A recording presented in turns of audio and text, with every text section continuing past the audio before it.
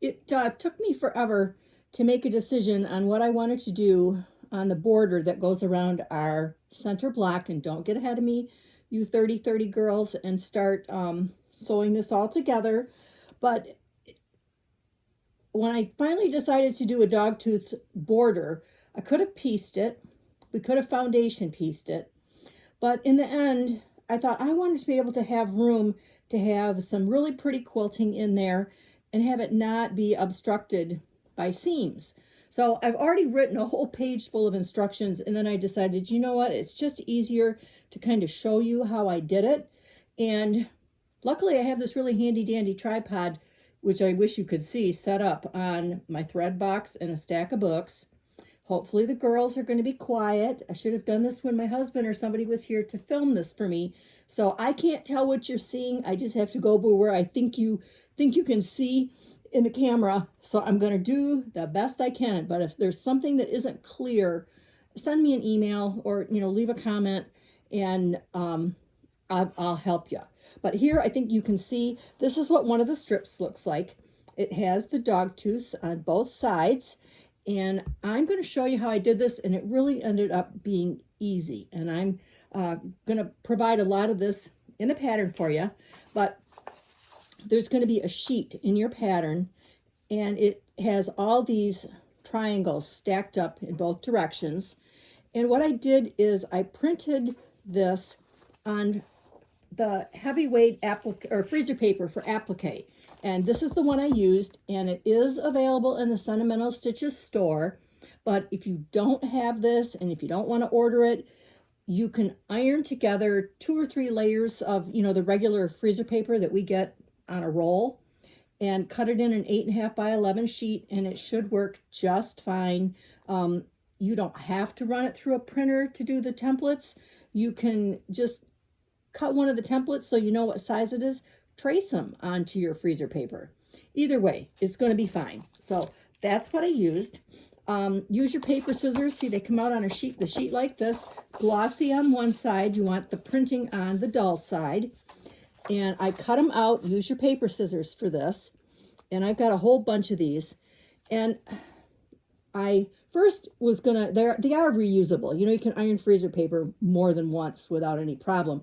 But as you'll see as we get further along, I use a spritz of spray starch, and I felt like it curled a little bit on the paper, and I thought, oh, I'm just not going to mess with that. So I did print off enough so that I had a template for every single one. And I left the line on here so you can see this bottom edge. There's a 1/4 inch seam allowance there. It's not like you're going to stitch on that. You're not going to turn it under, but just so you know that that's what that line is. Other than that, it doesn't mean anything.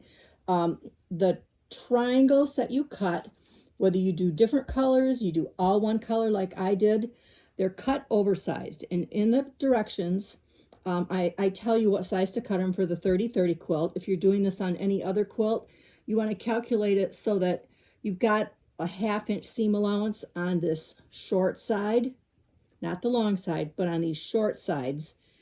And you want to cut it so that the long edge is on the straight of the grain, because that's going to be the edge of your border.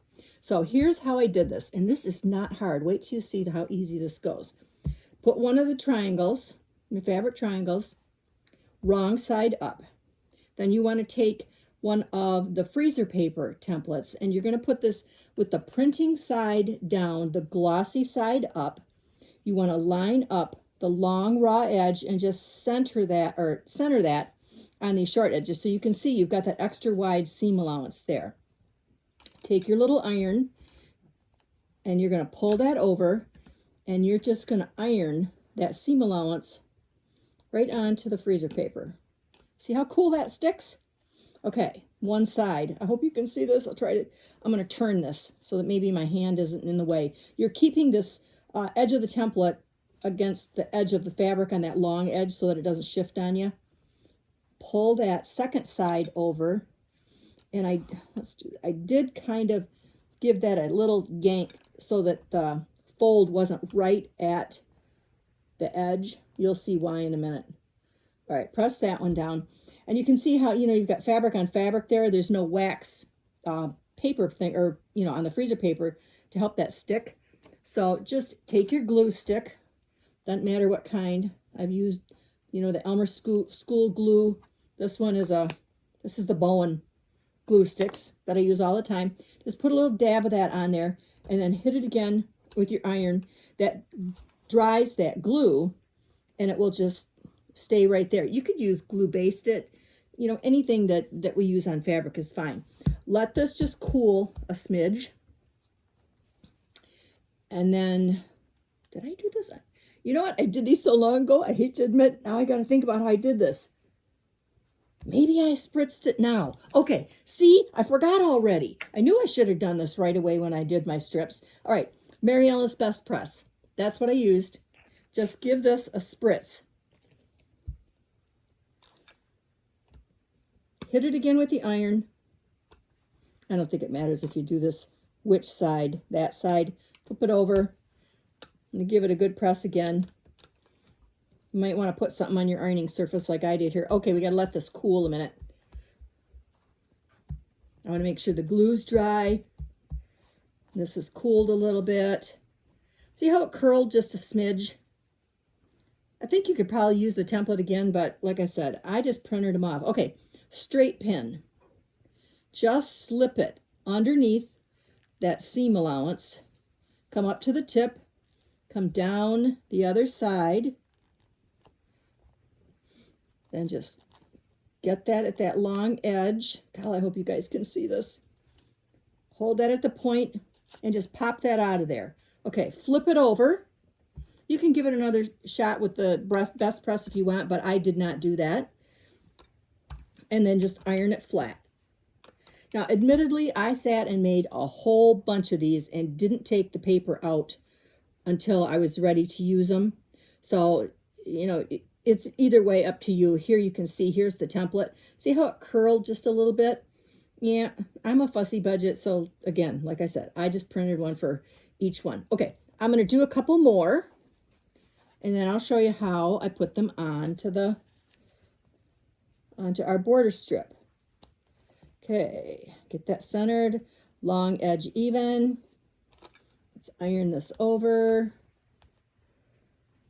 I suppose you could tug that edge over a little bit so that when you fold the second side over, I just don't want that peeking out too far that way, because I want to just be able to whip up one side and down the other when I'm doing my applique and not have to really fuss with that seam allowance. All right, come down that other side. Get your little dab of glue stick to go under there. And I'm hurrying, so these aren't going to be really perfect, but I don't think it will matter. All right, let's try flipping it this time, and I'll give it a spritz on this side. All right, here we go. I think this is how I did it. This is feeling really familiar. All right, let's just set that one aside. I'll get another one done here. Fabric right side down on your ironing surface. Template, centered, glossy side up. Long edges, even, long edge even with your fabric. Fold that side over. Hit it with your iron. And I can just imagine some of you guys are wondering about my little iron. Yes, I own every kind of travel iron or whatever imaginable. I've got the little steam fast that we use for apple pops. I've got the little Clover handheld job. And this is a vintage Black & Decker stowaway travel iron. And I have to admit, I just love this thing to pieces. I have it here at the cottage.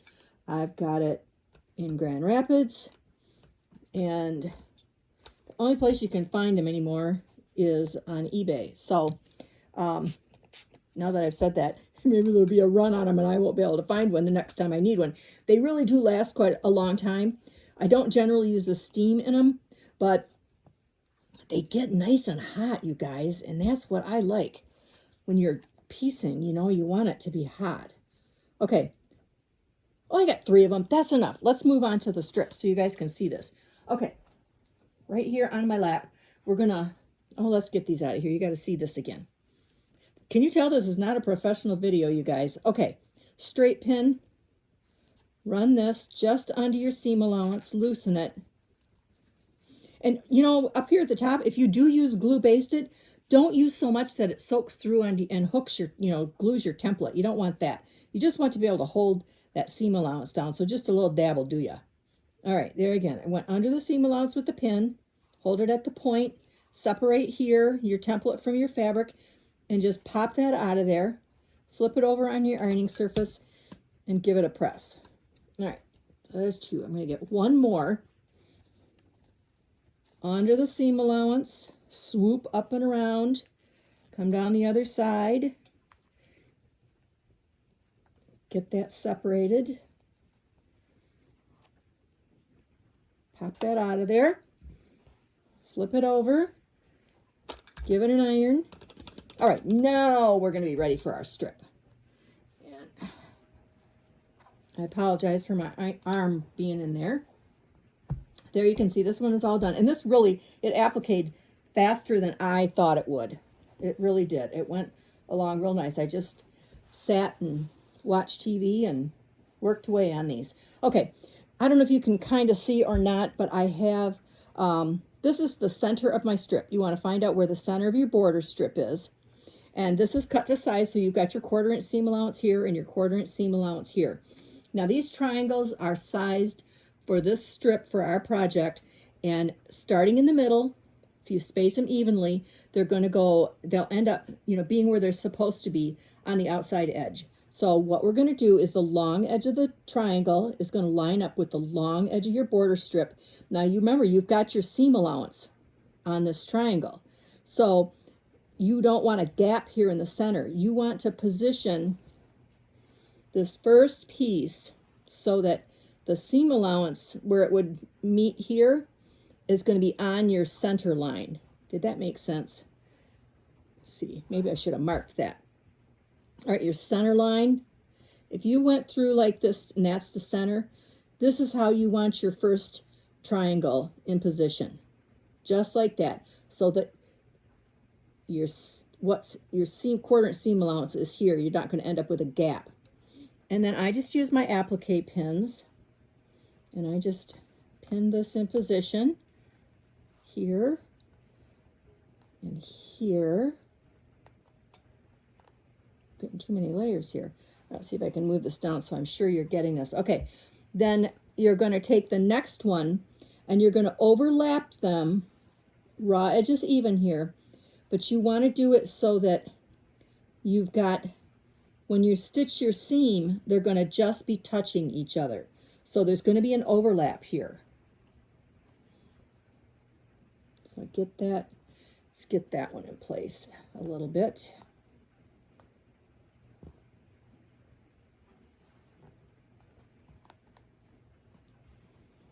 Okay, and you're going to go in both directions from the center. You're going to overlap at the center also, going that way. And I just eyeballed these. I didn't get in a real yank about it. When I got to the outside edge, if it, seemed short or wonky or whatever, I just, readjusted them a little bit until I was happy with how those overlaps looked. And then I pinned them in place. All right, let's see if that's good enough that I can hold this up and you can see. Okay, here, we've got the overlap at the center so that when we stitch our seam, they just meet. And we're doing that same thing all the way across here. And once I had these kind of pinned in place, let's get this up here. I did, where is it? One side I did, oh, maybe I didn't do it on this strip. Admittedly, I got tired of doing it. On some of the strips, once I got them pinned, I basted along this long edge. But I think by the time I got to the last strip, it was like, okay, I got this under control. Oh, this one's basted. There you can go. I don't know if you can see it or not. It's within the 1/4 inch seam allowance that I just basted along there because I wanted to be sure. I wasn't going to stitch this right away and I wanted to make sure they stayed in place. But here we go. Can you see when this is turned under how those are all going to meet, hopefully, where they're supposed to be? And they're probably not going to be perfect, and I'm going to be okay with that. Finished is better than perfect. I guess that's it, guys.